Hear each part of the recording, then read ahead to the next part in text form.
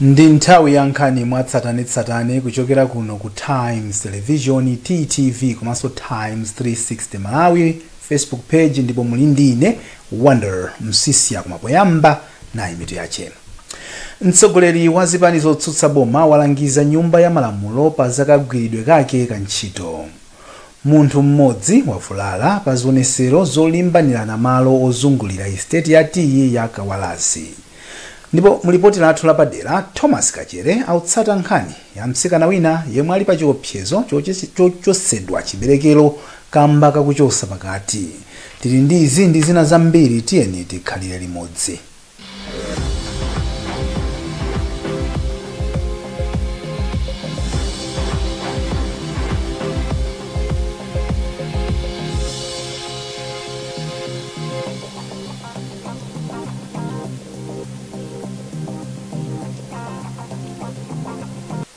Mtsogoleri wa zipani zotsutsa boma mnyumba ya malamulo akondwani na nkhumwa wati ndikofunika kuti nyumbayi idzitsatira ndondomeko zake ndi cholinga choonetsetsa kuti zinthu ziyenda bwino.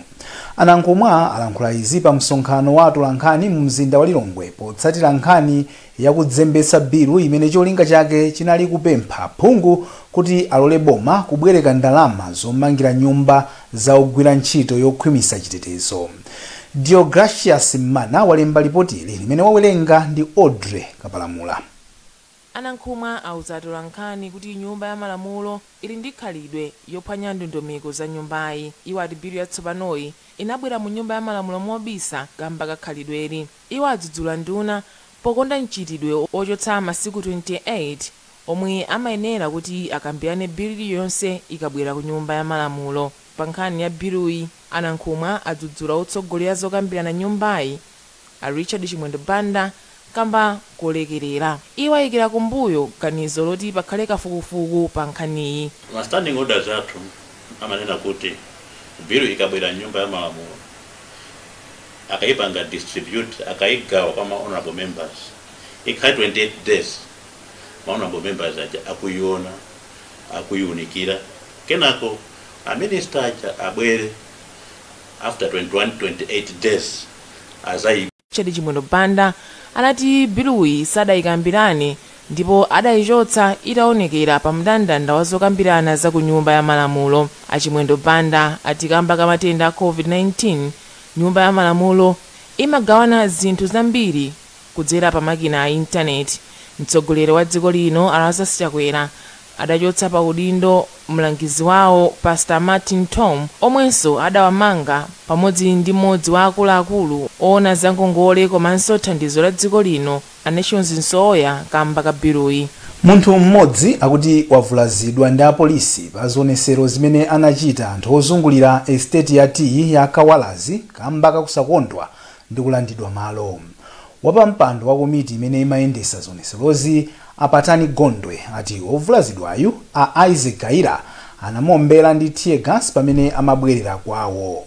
Mneneri wa polisi ya Nkhatabe akondwani James ati achinyamata anayamba kuchita zipolowe zinthu zimene zinachititsa kuti apolisi athire utsi okhesa misonzi. Samkalimira ali ndi nkhani yonse. Agondwe anena kuti Akaira anali mmodzi mwa anthu omwe amachita nawo zionetsero ndipo iwowa avulazidwa mmene amabwerera ku nyumba kwawo pomwe apolisi omwe amazungulira ndipo akugwira ntchito ku estate anamuombera. Malipoti akuti achinyamata pomwe amadutsa pa polisi Akawalazi anayamba kunyoza apolisi zinthu zomwe zinachititsa kuna kuti ena ayambe kuombera mmwamba. Agondwe kenaka anena kuti apolisi anathira utsi okhetsa misonzi zinthu zomwe zinachititsa mpungwepungwe pakati pa apolisi ndi achinyamatawa. Of course ndi area ya makilomita angapo kuti anthu ayamba kufika kale kumamizi kwawo. Anakumananso ndi mapatrollers amene tikuwadandaulaja kunena kuti ali hired kumatipanga nkhanza anthu akumuzi kunoko. Ndakafika anapezeka ukanga kuti nawonso aja anauzidwa kind information kuja kuti anyamata anagenda iwo kwaona anyamata aja anangoyamba kuombera. Ndi zimene zinapanga lead kuti mpaka na anyamata aja yambe kusokoneza kutawa kena kumena makumana kumapetopeto anamuombera wina chapa chifuwa pambali yakumanja. koma mneneri wa apolisi mboma la Nkhatabe Akondwani James anati apolisi anagwira bwino ntchito yawo pa zionetserozi ndipo anathira utsi pofuna kubalalitsa anyamata ena omwe anafuna kuwononga mbewu za estate komanso katundu wina. Akayira akuti anatengera pa chipatala ching'ono pa Kawalazi lachinayi asanapite nawo chipatala chikulu cha Nkhatabe.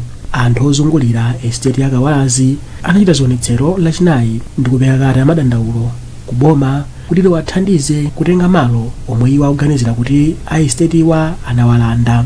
Anthu kakuderali akufunanso unduna wa zamalo kuna kuti ubweretse ripoti la malire a munda wa Kawalazi, ntchito yomwe akuti idachitika mwezi wa Disembala. Nduna ya zaumoyo akhumbize Kandodo Chiponda yakhazikitsa njira ya makono yolondoleza nkhani zaumoyo mu mzinda wa Lilongwe. Njirayi izithandiza popereka tsatanetsatane wa mmene thupi mwa odwala mulili. Blessings Mpinganjira wadza ndi zambiri mulipotiri. Polankhula pamwambo nduna ya zaumoyo akhumbize Kandodo Chiponda ati boma lili ndi chidwi chokweza ntchito za umoyo mdziko lino pogwiritsa ntchito njira zatsopano za makono ndi cholinga Mosifasi tingapange mashortcut hayi timafuna kuti tizikhala zadongosolo ndeti timafuna kuti munthu uja timvetsetse bwinobwino timfunse kuti chovuta ndi chani, kodi kamwa kuti mwakuti history ndi yanu ndiyo tani, kodi kwani kulantha BP kodi kwani kulantha shuga zisizija. Koma tsopano ndi program ndondomeko iyi akangofika munthu uja mukangopanga scan ndiye kuti zonse zija dokota wazidziwa kale, so zomachepetsa nthawi imene tiona mapatient ndiye kuti tizionanso mapatient ambiri mukanthawi yochepa. Mkulu wa Elizabeth Grace Pediatric AIDS Foundation Vina Sampath Kuma anati bungwe lawo likugwira ntchito yothandizira dziko lino kutukuka pa nkhani za umoyo kudzera mu njira za internet zomwe zikuthandiza kukweza ntchito za umoyo. Chipatala chaching'ono cha area 18 mu mzinda wa Lilongwe ndi chimodzi mwa zipatala zomwe zapindula ndi ndondomekoyi mdziko muno.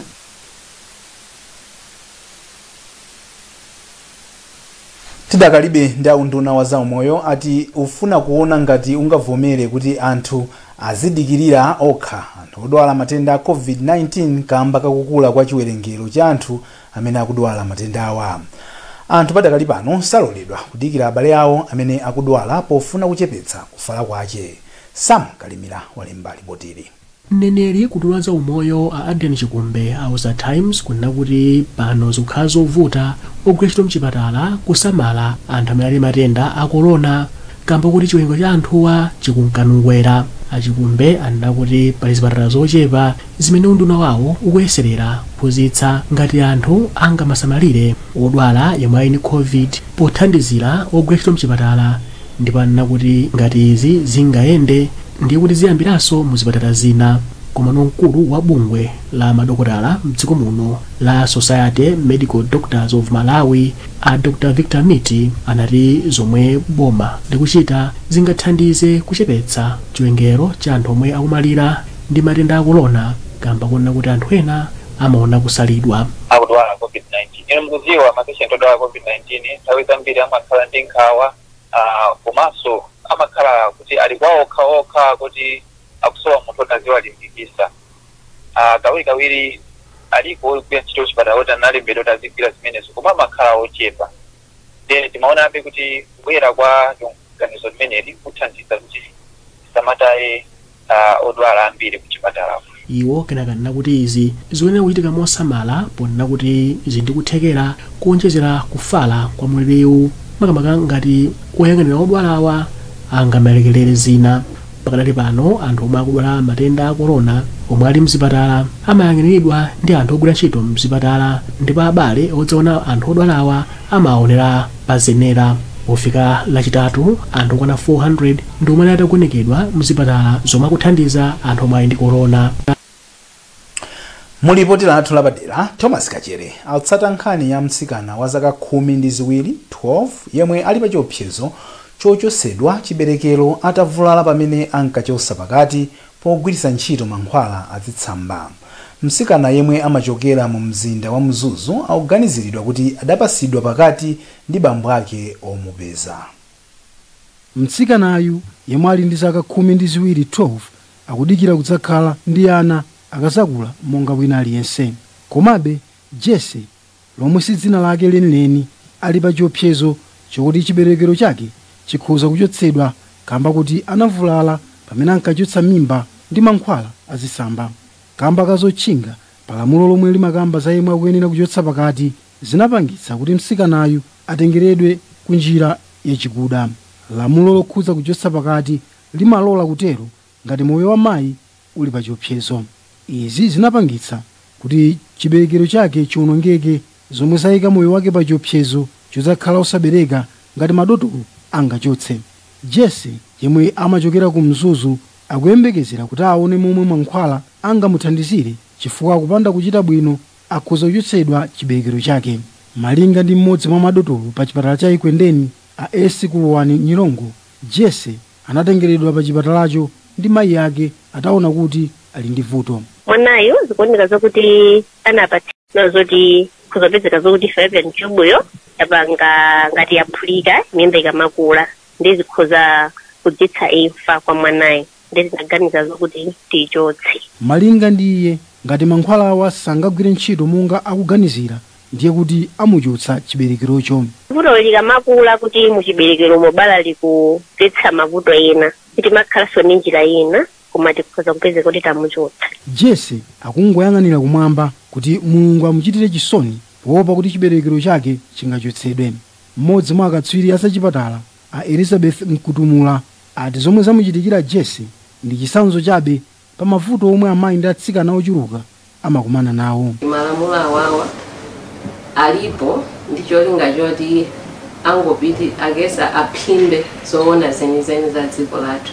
Kozi ngati mwana wang'ono ali mchipatala uku kuti pali chiopsezo choti atha kuluza chiberekero chake. Mwana wa zaka 12 so apa already tikuna kuti china chake malamulo aphwanyidwa kale, ndani wampasa mimba mwana ameneyo.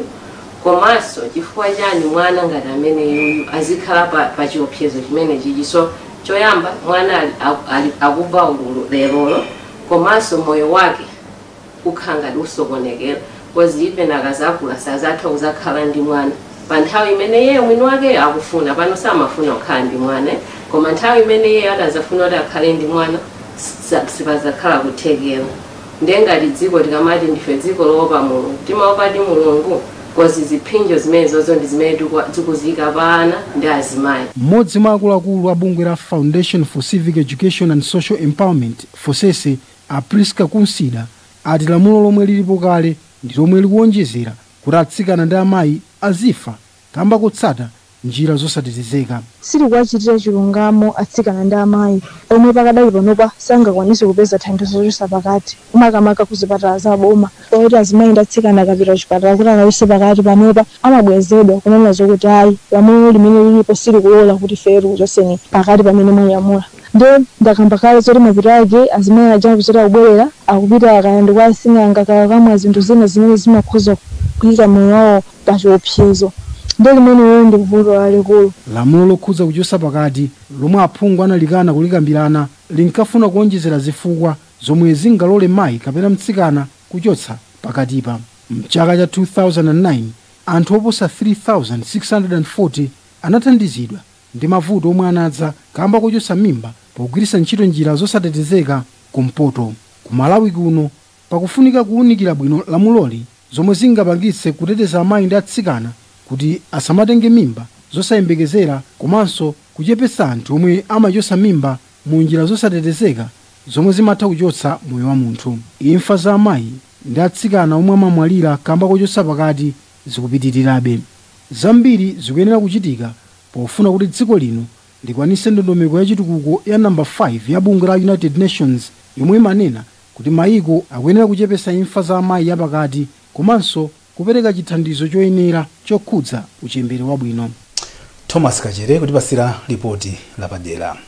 Mukuonera nkhani mwatsatanetsatane pano pa Times Television TTV komanso Times 360 Malawi Facebook page zambiri zikatha izi.